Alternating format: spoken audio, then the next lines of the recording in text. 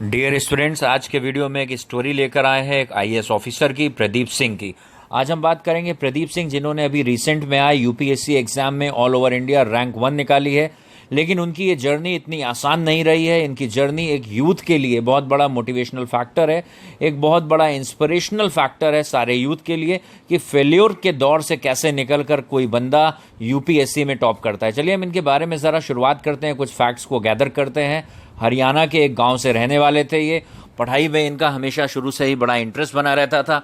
उसके बाद इन्होंने कुछ एग्जाम्स क्लियर करे और इनकम टैक्स बीटेक करने के बाद इनकम टैक्स डिपार्टमेंट में इनका सिलेक्शन हुआ और इनकम टैक्स डिपार्टमेंट में एज एन इंस्पेक्टर इन्होंने ज्वाइन करा। लेकिन इनके ख्वाब बहुत ऊंचे थे, इनके हाईली एम्बिशियस थे, मेहनत उससे ज़्यादा करते थे। इनकम टैक्स इंस्पेक्टर की जॉब भी एक रिस्पेक्टेबल जॉब होती है, लेकिन ये वहाँ पर उनको मेंटल सेटिस्फैक्शन नहीं मिल रहा था।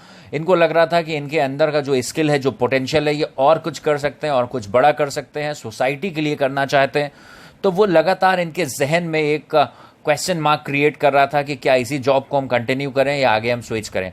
इन्होंने हिम्मत नहीं हारी, चूंकि अभी हर एक जॉब में कंप्यूटराइजेशन हो जाने से आपकी अकाउंटेबिलिटी बहुत ज़्यादा बढ़ गई है और जो ईमानदार होते हैं, जो डेड ऑनेस्ट होते हैं, वो अपने किसी भी काम को अपने उसी ही ज़्यादा डिवोशन से करते हैं।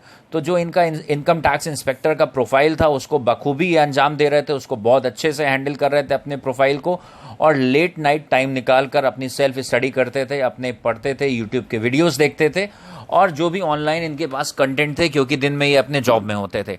उसके बाद इन्होंने लगातार 3-4 साल तक अपनी प्रिपरेशन कंटिन्यू करी और उसके बाद सिविल सर्विसेज का एग्जाम दिया। यहाँ खास बात यह है कि सिविल सर्विसेज के पहले अटेम्प्ट में प्री भी ये क्लियर नहीं कर पाए। इनका प्री भी क्लियर नहीं हुआ, वहाँ पे मनोबल इनका टूटा, थोड़ा सा डीमोटिवेट हुए। इनके फादर ने इनको थोड़ा सा गाइड करा, मेंटरशिप करी, इनको हौसला दिया। इन्होंने नेक्स्ट ईयर प्री का फिर एग्जाम दिया, यूपीएससी का, union public service commission IAS pre का फिर एग्जाम दिया और यहाँ पर फिर फेल्योर का सामना करना पड़ा। 2 बार बैक टू बैक ये फेल हुए अपने एग्जाम में। लेकिन अब इन्होंने हिम्मत नहीं हारी और ठान लिया था कि हमें यूपीएससी निकालना ही है। थर्ड अटेम्प्ट जो इन्होंने लास्ट ईयर दिया था, last year all over India इन्होंने प्री और मेंस में इनका ऑल ओवर इंडिया इंटरव्यू के बाद 260 रैंक आई।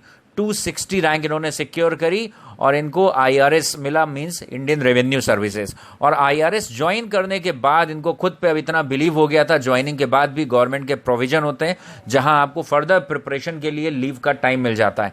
तो इन्होंने आईआरएस की जॉब जैसे ही अवेल करी, उसके बाद फिर अपने आप को चैलेंज करा और एक अटेम्प्ट इनके पास और था, तो इन्होंने सोचा एक बार ये और पेपर देंगे। और इस साल इन्होंने अपनी पूरी प्रिपरेशन लगा दी, अपने पूरे एनर्जी से पेपर दिया और ऑल ओवर इंडिया रैंक 1 लेकर आए। फ्रेंड्स, आपको बताने का पर्पस ये है कि शुरुआती फेल्योर से हमें डरना नहीं चाहिए। फेल्योर सक्सेस के रास्ते में आएंगे ज़रूर। आप किसी भी फील्ड में देख लें, आप किसी पॉलिटिशियन को देख लें, आप किसी अच्छे स्टेट्समैन को देख लें, आप अच्छे किसी बिजनेसमैन को देख लें, आप किसी भी ब्यूरोक्रेट को देख लें, फेल्योर सबके रास्ते में आता है। फेल्योर से डरना नहीं चाहिए। फेल्योर से आगे निकलने के लिए आपको मेहनत करनी चाहिए और आपका विजन बड़ा होना चाहिए, खुद पे भरोसा होना चाहिए। सक्सेस डेफिनेटली आपके पास आएगी। Success will dance at your feet.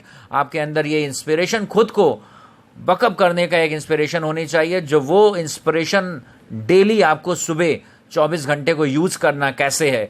रात को सोते समय आपके पास प्लान होना चाहिए, अगले दिन को हमें कैसे अच्छे से यूटिलाइज करना है। अगर आप इन बातों का ध्यान रखेंगे और ऐसी शख्सियत जिन्होंने कम एज में कुछ करके दिखाया है, अपने बैरियर्स को तोड़ा है, अपनी लिमिटेशंस को ब्रेक करके आगे बढ़े हैं, तो डेफिनेटली सक्सेस उनके पास जरूर आएगी। Thank you for watching this video.